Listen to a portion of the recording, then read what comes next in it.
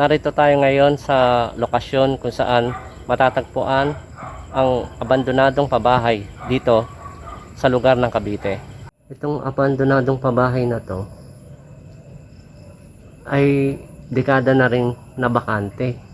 Dahil bago maging pabahay ito, ang lugar na ito dati pala siyang dam site. Papasok tayo dito sa bahay. Dahil sobrang dilim dito, hindi ko agad napansin itong mga dumi ng kambing. Meron ditong pumapasok ng mga kambing. Ito yung mga pintuan niya, sira-sira na rin. Halos lahat ng parte ng mga bahay dito, karamihan ay mga sira na rin. Itong ano niya, CR, nakalak. Yung laki niya, ano lang siguro ito sa tansya ko, nasa mga 5 metro o 6. 7, 1, 2, 3, 4, 5, 6. Mga 6 na metro lang yung haba. Susubukan ko lumabas dito para silipin kung anong meron sa parting likod ng mga bahay dito.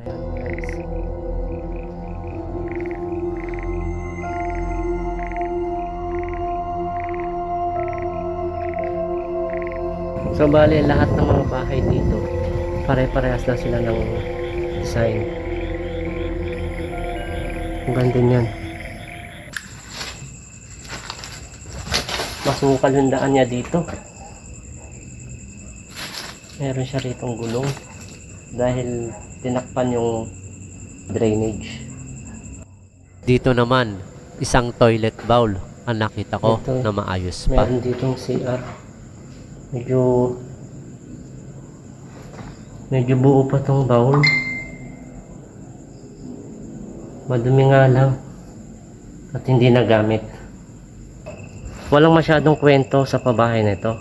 Basta ang pagkakaalam ko lang, ayon sa kwento, itong pabahay na to ay hindi na naituloy.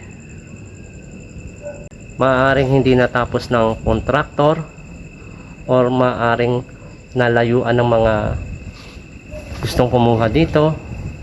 Maraming mga factor na pwedeng maging dahilan. Maski ang caretaker dito, hindi niya kabisado ang dahilan kung bakit nga ito inabandona.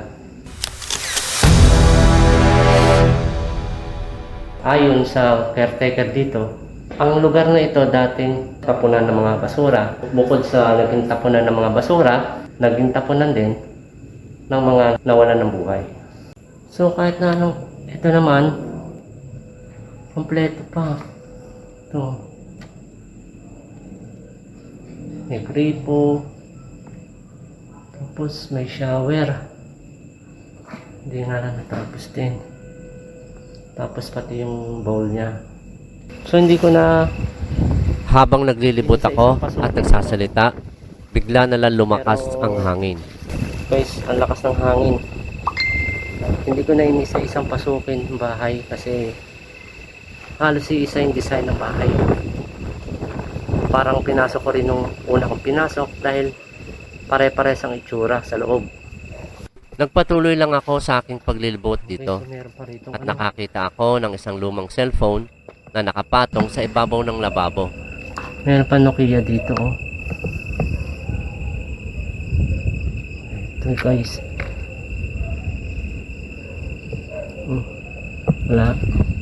Walang baterya, wala ring SIM card. Pero ito yung mga unang modelo ng cellphone. Merong mags. Wala rin lababo. Pagpalin ko ng camera, nagulat ako sa aking nakita. Ayun. May kambing. Ayun, oh. Meron nga, nag-aalaga nga siguro dito si tatay ng kambing. Tapos ito, merong kwarto rito.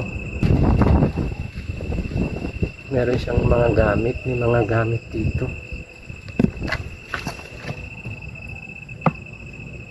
Hindi maitulak.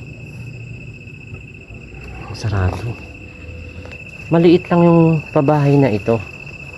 Kung titingnan, siguro nasa ano lang to. Tila nasa Tila sa mga 30 bahay lang to.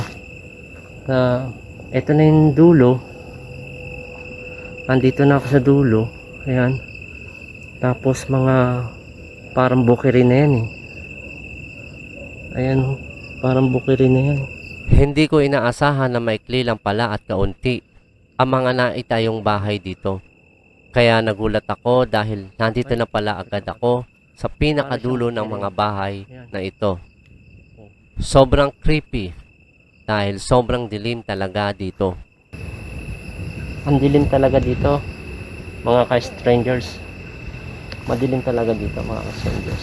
Kailangan talaga meron kang malakas na ilaw dito.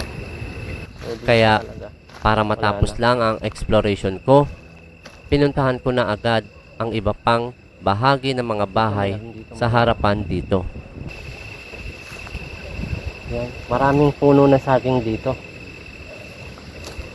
Tapos hindi ko alam kung anong klaseng puno ito. Malaki na to.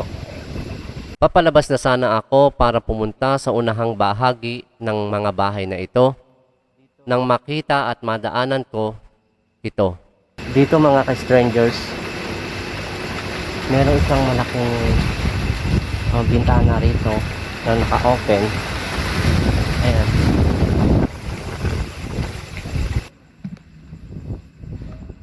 Ayon nga kay tatay na tumatayong caretaker dito, ang mga gamit daw na ito ay iniwan na rin ng mga dating nanirahan dito at hindi na rin daw ito binalikan. May mga gamit pa dito. Siguro gamit ito ng nung dating nakatira dito.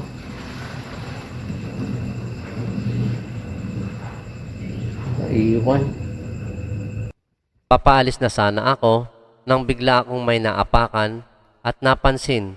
Nakita ko may tsinelas ng bata, merong medalyon or kung ano pa man ang tawag dito, merong sandok at meron pa ulit na isang tsinelas na walang kapares. Inumpisahan ko na nga puntahan ang unahang bahagi ng kabahayan na ito at nagulat ako dahil ito ang nakita ko. May gamit dito. At dito nga ay sinubukan kong pasukin ito. May tao. Tao po. Nang tuluyan na akong nakapasok dito, ito ang mga bumungad sa akin.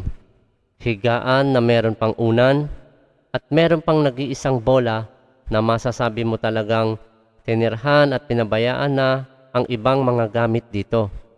Mga kasangkapang kagaya ng electric kettle, kutsilyo, mga baso at takip ng kaldero. At sa aking pag-ikot dito, ito naman ang aking nakita. Sila mga kagamitang pambabae. At napapaisip na lang ako kung bakit nga ba nila iniwan ang lugar na ito. Dahil ba sa meron silang kakaibang nararamdaman sa lugar na ito? O sadyang nalalayuan lamang sila sa lugar na ito? Mga ka-strange, hindi ko na malilibot hanggang doon kasi masyado na masukal doon. Ayun o, masyado na masukal doon eh. Hindi na rin tanaw ng flashlight ko liwan yung party doon.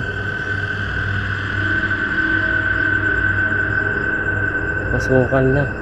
Alam nyo kinakatakutan ko doon, baka mamaya may mga ahas. So dito hindi na ako magagawa ng investigation dito. Gumagawa ako ng investigation kapag talagang meron ako naramdaman. Sa ngayon wala akong nararamdaman. Anong oras na? Ating gabi na. Pero wala akong nararamdaman dito. Ako lang mag-isa rito. Basta sa akin, pinuntahan ko to para lang i-explore ang lugar na to. So bali ngayong gabi, tinatapos ko na yung maiksing exploration ko dito sa lugar na to. Dahil sa totoo lang, wala naman ako naramdaman dito. Kahit na sinasabi nila na meron daw dito. Kasi nga dati itong mga ginamit para pagtapunan ng mga binawian ng buhay. So wala akong naramdaman kundi nakakapanghinayang dahil hindi natapos at hindi rin naterhan. Syempre gumastos din ng pera ang developer na ito, di ba? Tapos hindi rin natapos.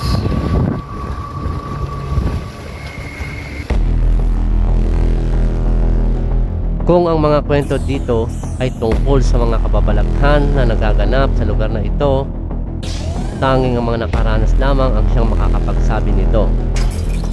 At kung ano pa man ang sitwasyon ngayon ng abandonadong village na ito ay mananatili na lamang isang kalaisipan.